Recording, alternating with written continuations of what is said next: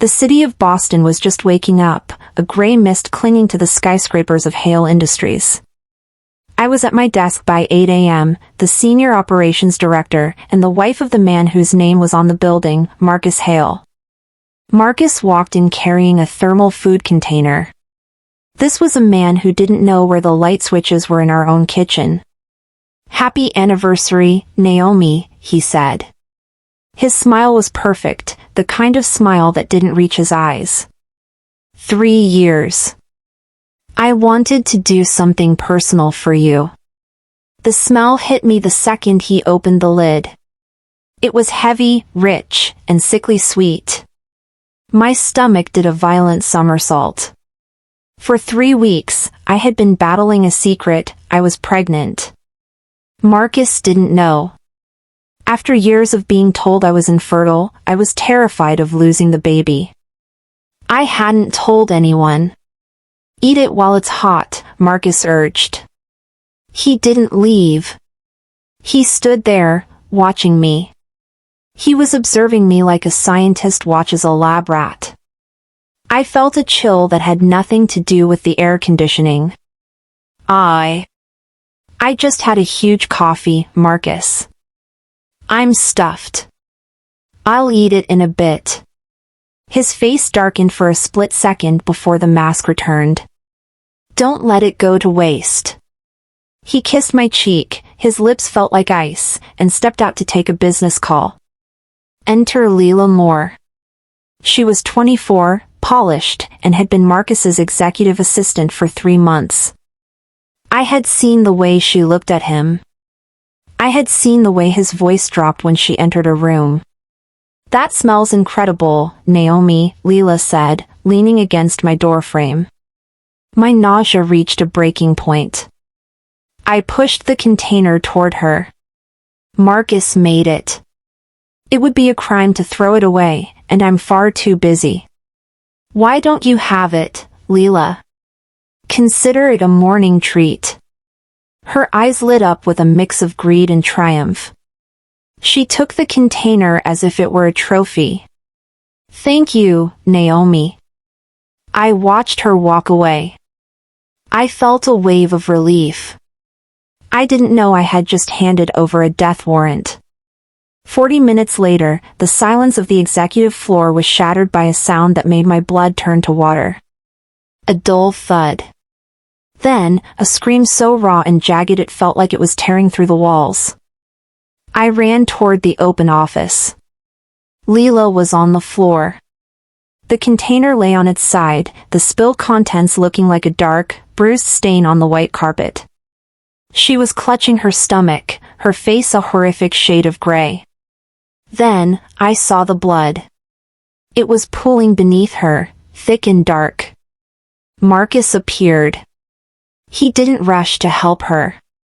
He stood 10 feet away, frozen. But he wasn't looking at Leila with pity.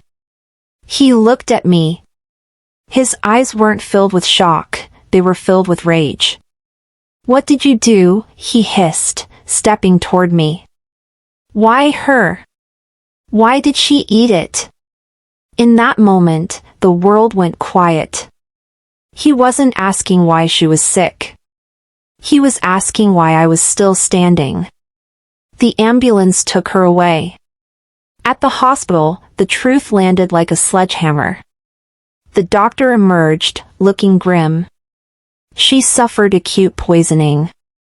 A high dose of misoprostol. My heart stopped. Misoprostol.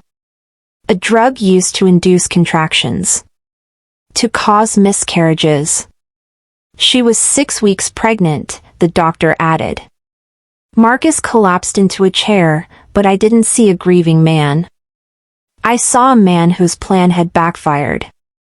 He had tried to kill my child, the child he must have suspected I was carrying, to protect his fortress and his wealth.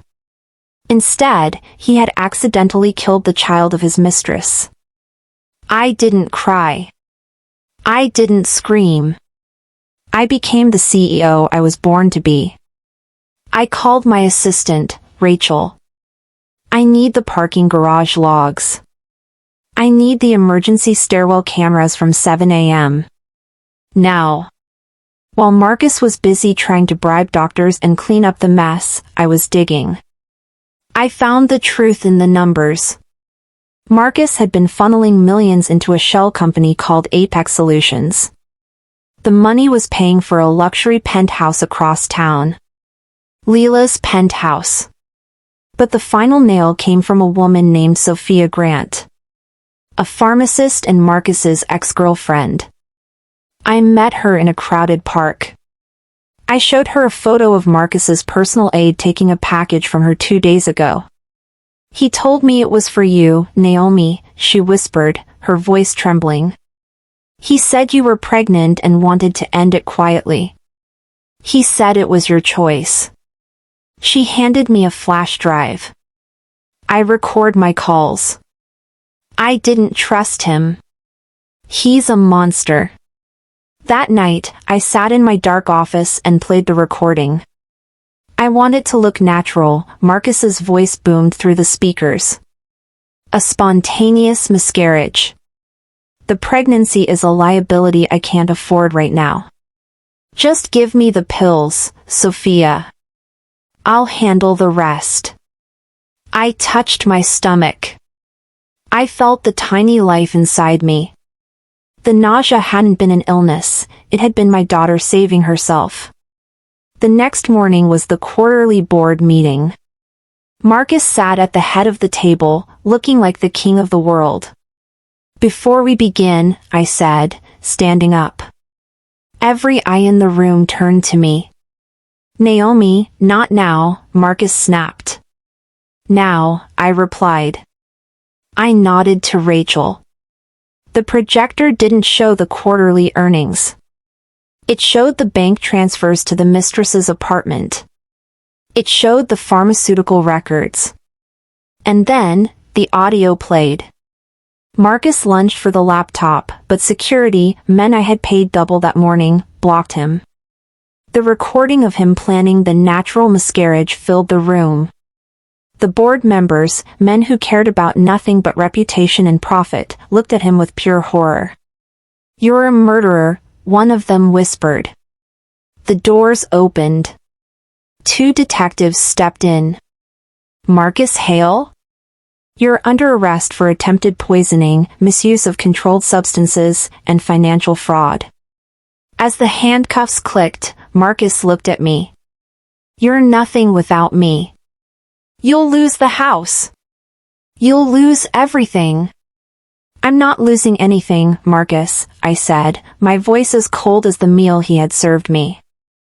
I'm the new interim CEO. And your daughter and I are going to enjoy the house just fine. Part 5, The Art of Survival. 6 months later, I was back in a hospital. But there was no blood on the floor this time. I held my daughter, Grace. She was strong, healthy, and had her father's eyes, the only thing of his I allowed her to keep. Marcus is serving 15 years in a maximum security prison. His empire crumbled, and I rebuilt it from the ashes. Leela recovered, but she lost her child and her career.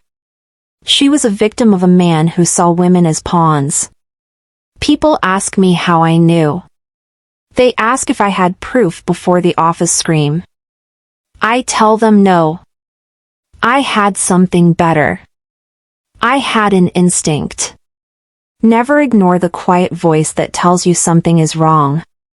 Power doesn't make men monsters, it just gives them the tools to show who they really are. I survived because I listened to my gut. Now, I live for the girl who saved my life before she was even born.